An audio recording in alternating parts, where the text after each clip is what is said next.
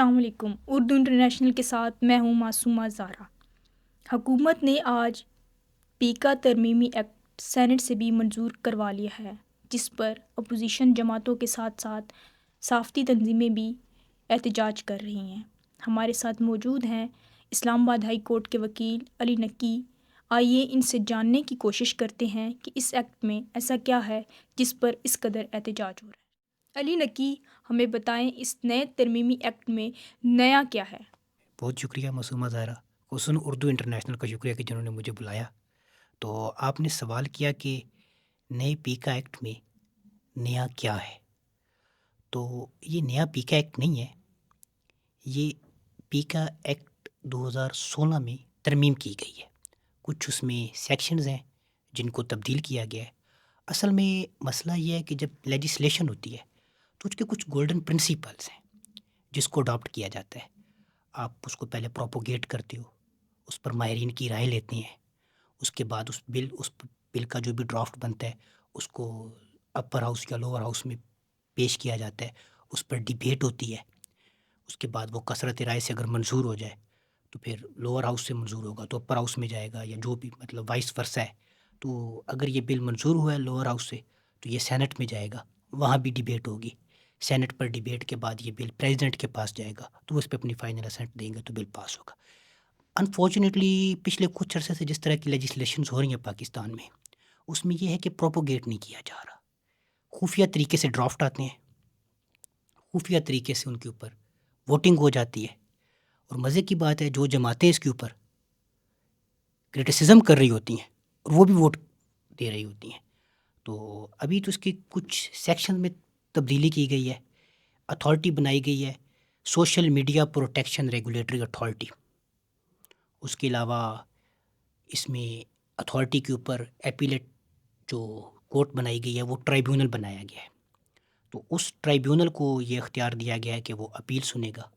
اور سب سے اس میں جس چیز کے اوپر شور شرابہ ہو رہا ہے وہ فیک نیوز کی ڈیفینیشن کے اوپر ہو رہا ہے، اور فیک نیوز کے حوالے سے جو صحافی تنظیموں کے اعتراضات ہیں کہ ہمیں اعتماد میں نہیں لیا گیا، تو فیک نیوز کو ڈٹرمن کرنا ہوگا کہ آیا فیک نیوز ہے کیا، اور اس کے اوپر انہوں نے جو سزا کی مدت کا تعین کیا ہے وہ 3 سال تک کا کیا ہے۔ تو یہ اصل میں جو اس کا کور پوائنٹ ہے جس کے اوپر کنٹینشن کریٹ ہو رہی ہے بٹوین فیڈرل گورنمنٹ اینڈ صحافتی تنظیموں۔ اپوزیشن کی تو اگر ہم بات کریں تو اس میں اپوزیشن کا اعتراض کسی حد تک بجا ہے، کیونکہ اس میں جو ٹرائیبیونل میکر اتھارٹی ہے وہ فیڈرل گورنمنٹ خود ہوگی، اتھارٹی جو تشکیل دے گی وہ فیڈرل گورنمنٹ خود دے گی، تو اس میں کوئی کمیشن نہیں بیٹھے گا جو بیٹھ کر کچھ ممبران ٹریجری بینچ سے ہوں گے، کچھ اپوزیشن سے ہوں گے، تو وہ بیٹھ کر ڈیسائیڈ کریں گے کہ ٹرائیبیونل میں کون سے ججز اپوائنٹ ہوں گے، اتھارٹی میں کون بیٹھے گا۔ تو ایکچولی اس میں ایسا کچھ نہیں ہے، تو یہ وہ چیز ہے جس کے اوپر اعتراض اٹھایا جا رہا ہے۔ یہ اس ایکٹ میں نہیں ہے۔ پہلے تو یہ تھا کہ آپ کی جو آرڈنری کورٹس تھیں وہ سنتی تھی، ایپیلیٹ فورم ہوتے تھے، آپ ہائی کورٹ جاتے تھے، ہائی کورٹ سے آپ سپریم کورٹ، اب ایسا کچھ نہیں ہے۔ آپ کی بات سے تو یہ لگ رہا ہے جیسے بقول فیض صاحب بنے ہیں اہل ہوس، مدعی بھی منصف بھی، کس سے وکیل کریں کس سے منصفی چاہیں۔ تو کیا الزام بھی حکومت لگائے گی، عدالت بھی حکومت لگائے گی اور فیصلہ بھی حکومت سنائے گی؟ کیا ایسا ہی ہے؟ ہم اس طرح تو نہیں کہہ سکتے کہ الزام بھی حکومت لگائے گی، عدالت بھی حکومت لگائے گی اور فیصلہ بھی حکومت سنائے گی۔ جو کرمنل جسٹس سسٹم کا جو پرنسپل ہے، کوئی بھی اوفینس کمٹ ہوئے تو کوئی بھی شہری رپورٹ درج کروا سکتا ہے، تو اس کے اوپر کوگنیزنس لے سکتی ہے گورنمنٹ، جس کو ہم بولتے ہیں قابل دست اندازی جرم۔ تو فیک نیوز کی جو ڈیفینیشن کی گئی ہے اس میں تو یہ کہا گیا ہے بیونڈ ریزنیبل ڈاؤٹ، یہ چیز واضح ہو رہی ہو کہ یہ نیوز فیک ہے، تو اس پر 3 سال کی قید ہے۔ اس ایکٹ میں ڈیفیمیشن کلاز بھی رکھی گئی ہے، گو کہ ڈیفیمیشنز کے اوپر بھی لاز آلریڈی موجود ہیں کہ اگر کسی کی ڈیفیمیشن ہو رہی ہو تو کوئی بھی شہری جا کے اپنی جو سیل بنا ہے سوشل میڈیا کے، اس کے اوپر جو کمپلین سیل بنایا جا رہا ہے اس کے اندر اپنی وہ کمپلین فائل کر سکتا ہے ود ان 24 آورس۔ ان کو پروسیڈ کرنا ہوگا. تو بیسیکلی جب آپ پروسیجرل کوڈ کے پنے کاٹ کر یا اس کو ہم کہیں کہ اس کے ورقے کم کر کے، کیونکہ خاصی موٹی کتاب ہے، 500 سے اوپر تو اس کی شکیں ہیں، ورقے کم کر کے جب آپ انصاف دینے کی کوشش کریں گے نا تو اس سے مسائل بھی پیدا ہوں گے. اگر ہم بات کریں یہ جس طرح انہوں نے کیا ہے کہ اتھارٹی نے فیصلہ سنا دیا ہے 3 سال تک کی قید رکھی گئی ہے. فیک نیوز زیادہ شور صحافی تنظیموں کا فیک نیوز کے حوالے سے ہے. فیک نیوز کے حوالے سے مسئلہ یہ ہے کہ جو ہمارا کارپوریٹ میڈیا ہے اس کے بھی سوشل میڈیا پر پیجز ہیں. اگر یہ کوئی خبر چلاتے ہیں جس پر اگر چلیں ہم تو پھر اس وقت اس کو فیڈرل گورنمنٹ کے پیرائی میں ہم بات کر رہے ہیں، کیونکہ صحافی تنظیموں کا جو یا اپوزیشن کا جو اعتراض ہے وہ عام آدمی کے حوالے سے تو نہیں ہے، وہ تو اپنے آپ کو سیکیور کر رہے ہیں. تو اگر وہ گورنمنٹ اس میں کمپلین فائل کرواتی ہے کہ یہ نیوز فیک ہے تو پہلے تو بات یہ کہ ڈٹرمن کور کہے گا کہ یہ نیوز فیک ہے بیونڈ ریزنیبل ڈاؤٹ کی جو بات کی گئی ہے. گورنمنٹ نے اگر گورنمنٹ کا کوئی وزیر اطلاعات اگر کوئی بات کرتے ہیں، کوئی وہ نیوز دیتے ہیں اور وہ نیوز فیک ہوتی ہے تو کیا اس کا اطلاق گورنمنٹ پر بھی ہوگا؟ اصولاً تو اس کا اطلاق گورنمنٹ پر بھی ہونا چاہیے. اب مسئلہ یہ ہے کہ جو اتھارٹی میکر ادارہ ہے وہ فیڈرل گورنمنٹ ہے، اس نے اپنے آپ کو اتھارٹی میکر ڈکلیئر کر دیا ہے اس ایکٹ کے تحت. اصل جو اعتراض اس میں بار بار ہم جو دیکھ رہے ہیں جو لیا جا رہا ہے، اور جو اگر اس کو بہتر یہی تھا کہ اگر اس کو صحافتی تنظیموں کے ساتھ مسودہ شیئر کر دیا جاتا ہے اس معاملے میں، ان سے رائے لی جاتی تو بہتر لیجسلیشن ہو سکتی تھی. تو آپ نے جو بات کی بنے ہیں اہل ہوس، مدعی بھی منصفی بھی، کسے وکیل چاہے کسے منصفی لیں، تو بات آپ کی کسی حد تک یہ ٹھیک بھی ہے. تو یہ جو نیا قانون آیا ہے یہ اپوزیشن کے لیے بڑا بھاری ہوگا. یہ جو میڈیا ہاؤسز ہیں ان کے لیے بھی بڑے مسائل ہوں گے. یہ آزاد صحافت کے لیے بہت بڑا مسئلہ ہے. یہاں پہ صرف فیک نیوز کی بات نہیں ہوئی ہے، یہاں پر صحافتی قدغن بھی ہے. بڑا کلیئرلی کیٹیگوریکلی اس کے اندر یہ بات کی گئی ہے کہ speaker national assembly, chairman senate, speaker صوبائی اسمبلی اگر ڈیورنگ سینٹ، نیشنل اسمبلی اور صوبائی اسمبلی کی پروسیڈنگ کسی ورڈ کو یا کسی جملے کو ایکسپیچ کرتے ہیں تو اس کو اسٹریم نہیں کیا جا سکتا. تو ابھی ایک آپ نے اس کو راستہ دے دیا ہے کہ گورنمنٹ پر تنقید ہو رہی ہے اور وہ کہتا ہے کہ میں اس کو ایکسپنج کرتا ہوں،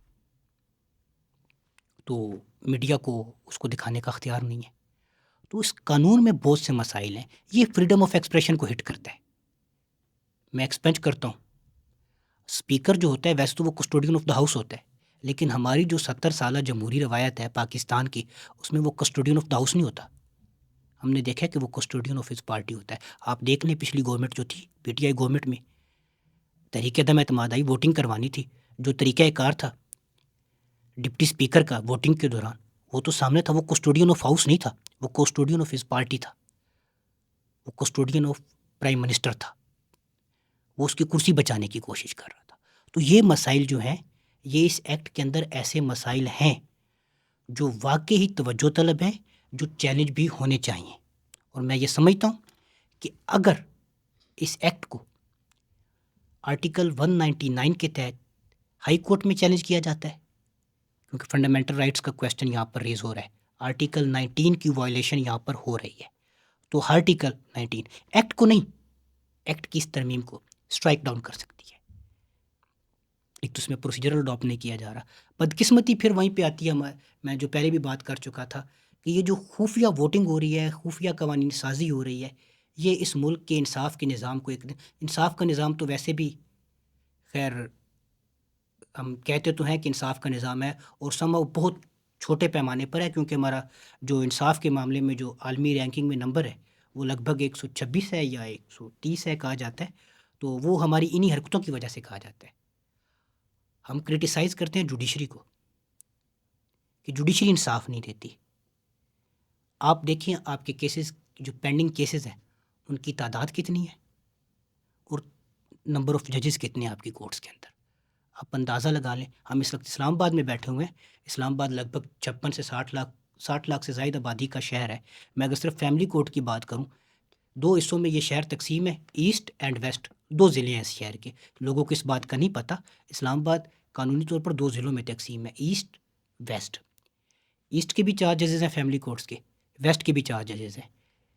آدھا شہر تو رینٹ پہ رہ رہا ہے، ایسٹ میں بھی صرف ایک رینٹ کنٹرولر بیٹھا ہوا ہے، ویسٹ میں بھی صرف ایک رینٹ کنٹرولر بیٹھا ہوا ہے، اور ان کی جو ایپیلیٹ کورٹ ہے وہ بھی صرف ایک جج بیٹھے ہوئے ہیں۔ تو یہ جو مسائل ہیں اس ملک کے جوڈیشل سسٹم میں، یہ واقعی یہ کویسچن جو ہیں ان کو ریز ہونا چاہیے۔ آپ نے جو ٹرائیبیونل کی بات میں نے تھوڑی دیر پہلے کی تھی، ابھی آپ کے پچھلے سوال کے اوپر ہی میں نے یہ بات کی تھی کہ بھئی یہ ایکٹ کیا، تو وہاں پہ ضمناً ٹرائیبیونل کا بھی ذکر میں نے کر دیا۔ اس میں کہا گیا کہ ٹرائیبیونل جو اپیل ہوگی اس کو 3 ماہ کے اندر اندر ڈسپوز آف کرے گا، اگر نہیں کرتا تو اس کو ریزن دینی ہوگی۔ آپ نے یہ سارے کے سارے کیسز اٹھا کے ٹرائیبیونلز کو دے دینے ہیں جو اس سے پہلے کورٹ آف مجسٹریٹ میں یا کورٹ آف سیشن میں چل رہے ہیں، وہ تو ٹرائیبیونل اتھارٹی کے پاس جائیں گے، اتھارٹی نے اس کو جب ڈیسائیڈ کرنا ہے یا اس کی اپیل ہوگی تو وہ ٹرائیبیونل کی ہوگی، اور ٹرائیبیونل کے بعد آپ نے ہائی کورٹ والا بھی راستہ بند کر دیا اس کو، اور ٹرائیبیونل کے سارے ججز بھی خود فیڈرل گورنمنٹ نے اپوائنٹ کرنے ہیں، اور وہ اپیل بھی پھر سپریم کورٹ میں جا کے ہوگی۔ اس میں آپ نے ٹائم جو لکھا ہے 3 ماہ کے اندر اندر ٹرائیبیونل فیصلہ سنانے کا پابند ہوگا۔ قانون میں 2 میگزمم بولتے ہیں، justice delay is justice denied, انصاف کے عمل میں تاخیر انصاف نہ دینے کے مترادف ہوتا ہے۔ اس کے ساتھ ہم دوسری بات بھی کرتے ہیں، جسٹس رشڈ از جسٹس کرشڈ، اگر آپ انصاف کے عمل کو تیز کریں گے اور اس کی ضرورت سے زیادہ تیز کریں گے تو وہ پھر جو انصاف کے تقاضے ہوں گے وہ کرش ہو جائیں گے، آپ انصاف نہیں دے سکیں گے۔ تو جو بیلنس پالیسی ہے آپ کو وہ رکھنی پڑتی ہے۔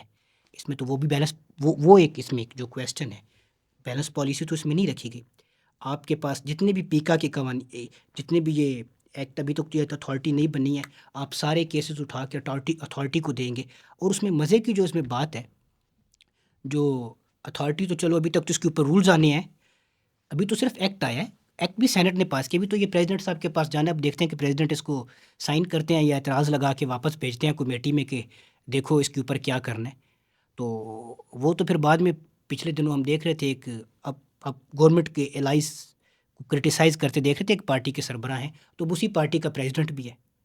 ابھی اس پارٹی کا موقف جو ہے آفیشیل موقف تو اب پتہ چلنا ہے کہ آیا وہ اس ایکٹ کو انڈورس کر رہے ہیں یا اس کو اپوز کر رہے ہیں۔ یہ تو اب جو ہوگا وہ آفیشیل موقف ہوگا، بات پھر وہیں پر آئے گی۔ آپ دوسرے لفظوں میں تو یہ ایکٹ پاس ہو چکا ہے، وہ اسینٹ دیں یا نہ دیں، وہ جسٹ ایک فارمیلٹی ہے سائن کرنا۔ تو یہ اس ایکٹ کے اندر مسائل ہیں۔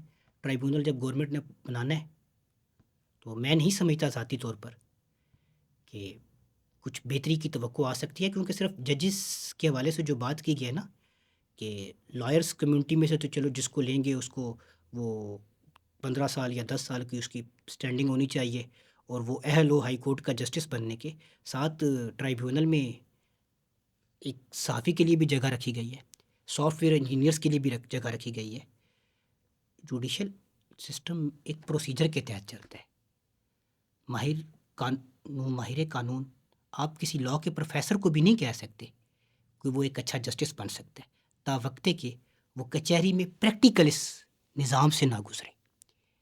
تو یہ آگے چل کے آپ کے لیے بہت سے مسائل پیدا کرے گا یہ ایکٹ۔ تو وہ اب دیکھتے ہیں کہ جب یہ چیلنج ہوگا تو اگر کوئی اس کو چیلنج کرتا ہے تو اس کے کیا اثرات سامنے آتے ہیں۔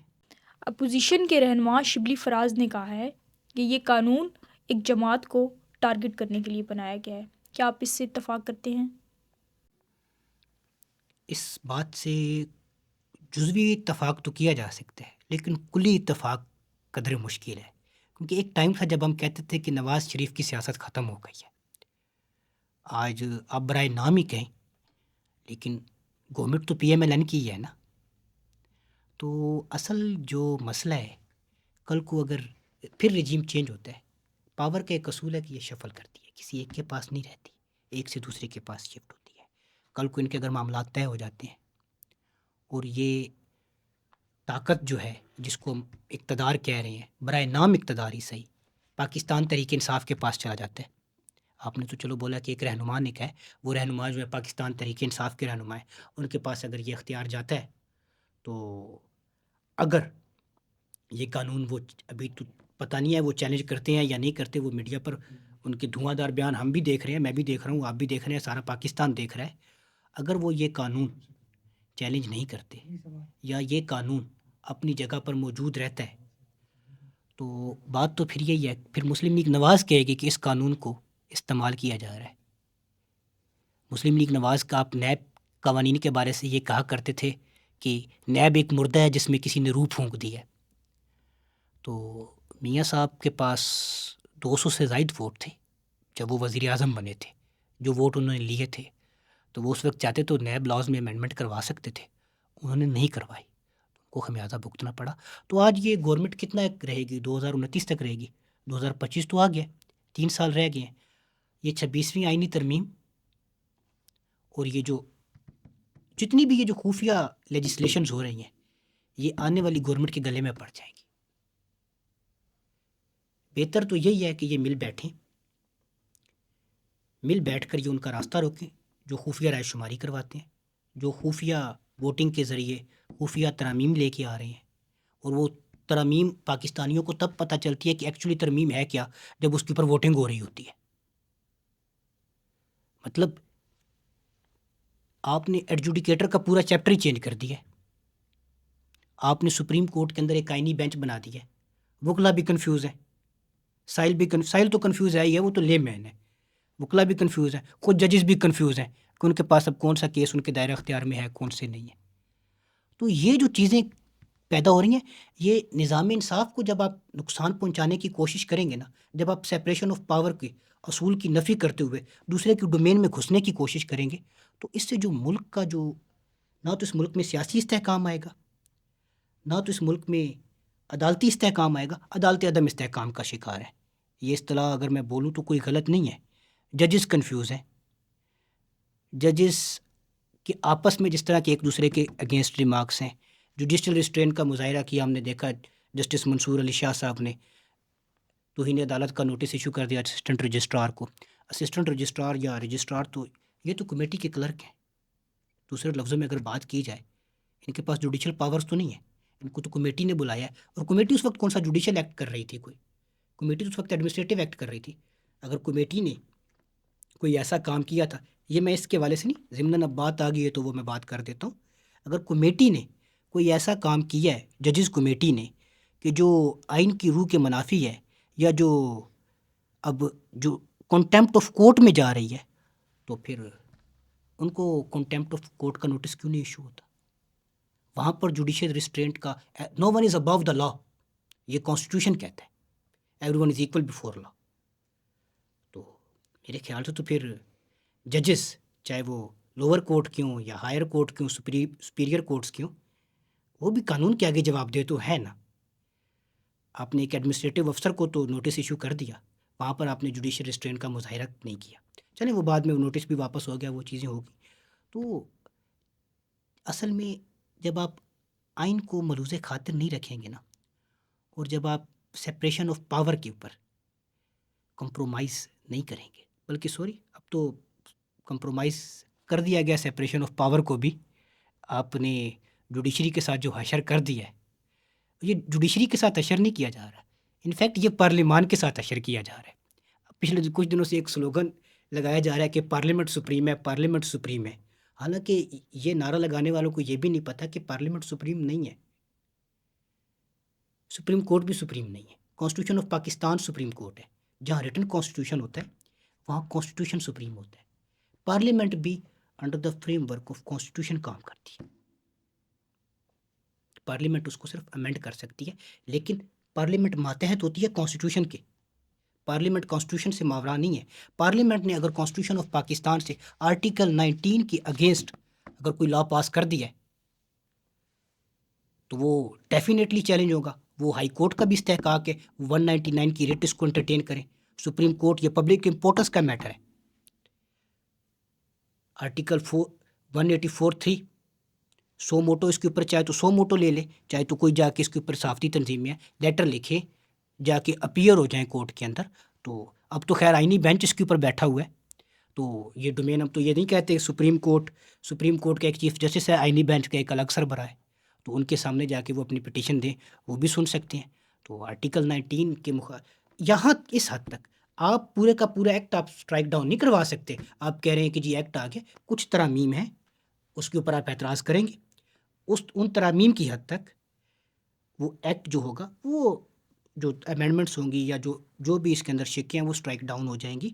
اور ایک بات میں کلیئر کر دوں، یہ بات کی جاتی ہے کہ جی عدالتیں پابند ہوتی ہیں what the law is, what the law ought to be, قانون کیا ہے، عدالت نے صرف اس کے حد تک چلنا ہے۔ قانون کیا ہونا چاہیے یہ پارلیمان کی ڈومین ہے، قانون کیا ہونا چاہیے یہ پارلیمان کی ڈومین ہے، اور یہ پارلیمان نے کیسے طے کرنا ہے، یہ آئین پاکستان کو سامنے رکھ کے طے کرنا ہے، کیونکہ وہ بیسک ڈاکومنٹ ہے، اس کے اوپر پوری عمارت کھڑی ہوئی ہے۔ بہت شکریہ محمد علی نقی صاحب۔ یہ تھے ایڈوکیٹ محمد علی نقی جو پیکا ترمیمی ایکٹ پر اپنا ماہرانہ تبصرہ پیش کر رہے تھے۔ ہمیں آپ کی فیڈ بیک کا انتظار رہے گا۔ اگر آپ کو یہ ویڈیو پسند آئے تو اسے لائک اور شیئر کیجیے۔